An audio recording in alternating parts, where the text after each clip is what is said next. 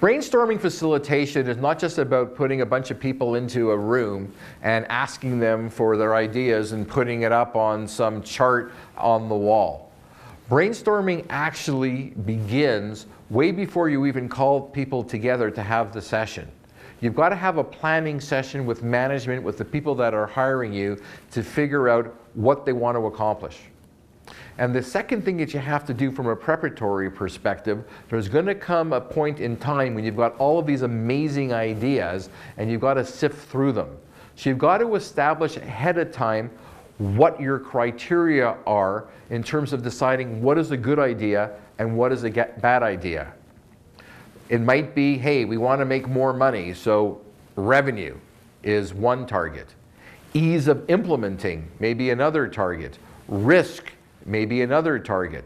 The resources from a people perspective and what's required to actually make it happen. There's a whole bunch of criteria that has to be established so you've got the right filter to even understand which of these ideas are great. All of this homework has to be done ahead of time. And then the brainstorming day arrives. People gather in the room and it's our job to make them comfortable. But more than make them comfortable, it's our job to make sure that they're ready for brainstorming. It's no different than when you exercise. All those phys ed teachers and those trainers tell you you've got to stretch. So we actually have brainstorming exercises that assist people in sort of stretching their minds and giving them the ability to start thinking from an out-of-the-box perspective. And much like any professional sport, there are rules of engagement. And in brainstorming, there are certain things you can do and there are certain things you can't do. And we make sure that everybody's buying into the rules of engagement. And the third thing that we do before we even start, and it's a really fun exercise, but I won't give away right now, but we actually run an exercise which focuses in on a very single message, which is that everybody in the room is important, that everybody's opinion is important, to make sure that we don't have people that are dominating the conversation and that we're getting input from everywhere. And then, and only then, do we begin the brainstorming part of the day. Now, you've all been through these brainstorming sessions, some done well and some not done well. We happen to be, we like to say so ourselves, pretty good brainstorming facilitators. And the end product at the end of the day is typically hundreds, sometimes hundreds and hundreds of ideas. But that's not the end product. The end product is not lists and lists of ideas. It's a couple of great ideas that are going to be implemented. So the next phase, after you've generated all these ideas, is to utilize the criteria that you've established before in your homework day with the management team that's hired you to rank order all of those ideas. And we use a very sophisticated mathematical formula to figure out which we're going to use and which we're not going to use. It's A, B, C, and D. D's easy, we're going to dump them.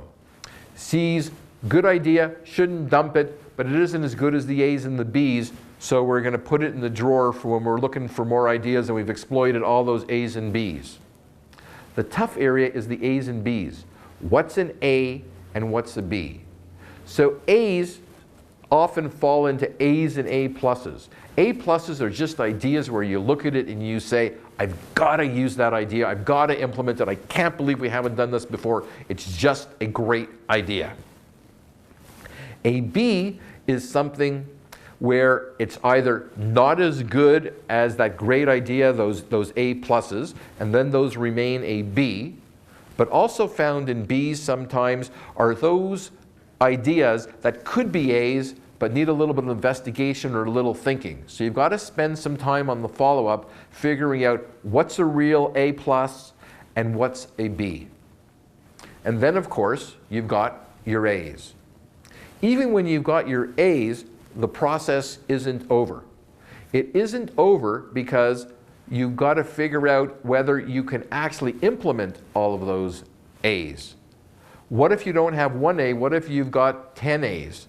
As a matter of fact, we had a client recently that had 12 A's.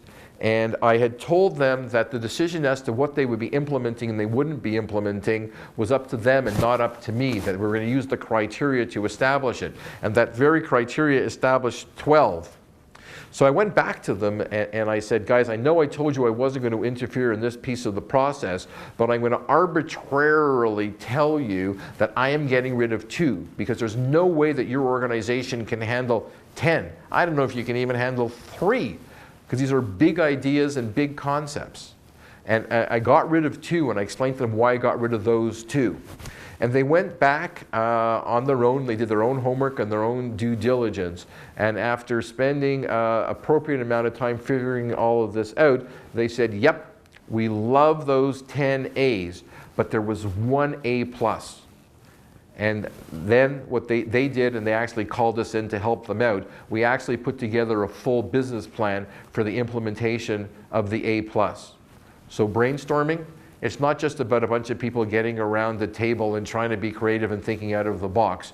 There's actually a method and a process to making it work so that it gets implemented and is successful in driving revenue or whatever other goals the company has established. At the Lightning Group, we really know how to do that.